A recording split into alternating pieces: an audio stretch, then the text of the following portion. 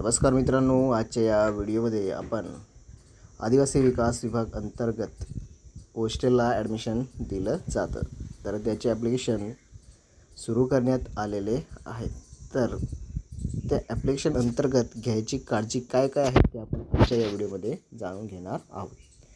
तर मित्रांनो, तुम्ही जर आपल्या माहिती फॉर यू या यूट्यूब चॅनलवर नवीन असाल तर चॅनलला सबस्क्राईब करून घ्या, जेणेकरून तुम्हाला अशाच प्रकारची माहिती पुढं भेटत राहील। चला तर मित्रांनो, व्हिडिओ सुरू करूया। तर मित्रांनो, तुम्हाला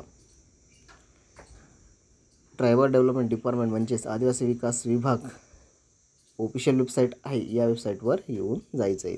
ही वेबसाईट ओपन झाल्यावर तुम्हाला इथं ग्रीन कलरमध्ये काही सूचना दिलेल्या आहेत। तर मित्रांनो, इथे आपण सूचना प्रत्यक्ष बघूयात।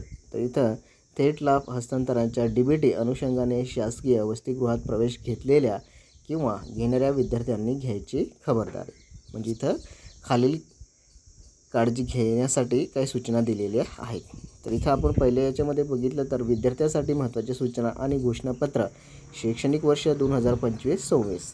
तर इथं घोषणापत्र कसं असायला पाहिजे आणि कोणत्या फॉर्मॅटमध्ये असायला पाहिजे त्याची इथं सूचना दिलेली आहे। एकमध्ये इथं विद्यार्थ्यांसाठी महत्त्वाची सूचना आणि घोषणापत्र शैक्षणिक वर्ष 2025-26। इथं घोषणापत्र कोणत्या फॉर्मॅटमध्ये आणि कसं असायला पाहिजे त्याची सूचना इथं देण्यात आलेली आहे। तर इथं खाली लिंक दिलेली आहे, तुम्ही ही लिंक कॉपी करून तुमच्या क्रोम ब्राउझरमध्ये सर्च बारमध्ये टाकून ही लिंक तुम्ही ओपन करू शकतात, किंवा तुम्हाला या PDF लिंक तुम्हाला डिस्क्रिप्शनमध्ये भेटून जाईल, तिथून तुम्ही डायरेक्ट PDF डाउनलोड करू शकता। त्याच्यानंतर दुसरा पॉईंट काय दिलेला आहे, शैक्षणिक वर्ष 2025-26 वसतिगृह प्रवेश प्रक्रिया सुरू करण्यात आलेली आहे। पूर्व माध्यमिक वर्गासाठी नवीन आणि नूतनीकरण अर्ज स्वीकारले जात आहेत।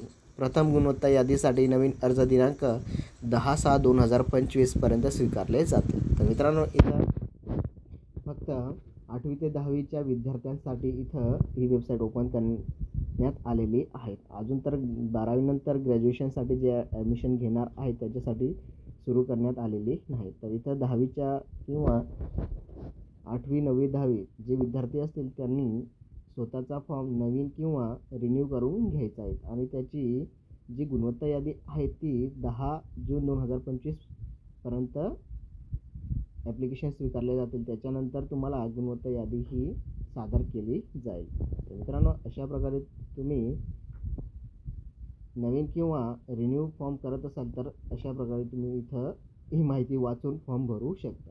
तर मित्रांनो, व्हिडिओ जर आवडला असेल नक्की लाईक करा, शेअर करा आणि आपल्या मित्रांनाही सांगा, जेणेकरून ते सुद्धा त्यांची ॲप्लिकेशन कशा प्रकारे भरतील आणि त्याची सूचना काय आहेत त्या इथं जाणून घेतील। तर मित्रांनो, भेटूया पुढच्या व्हिडिओ।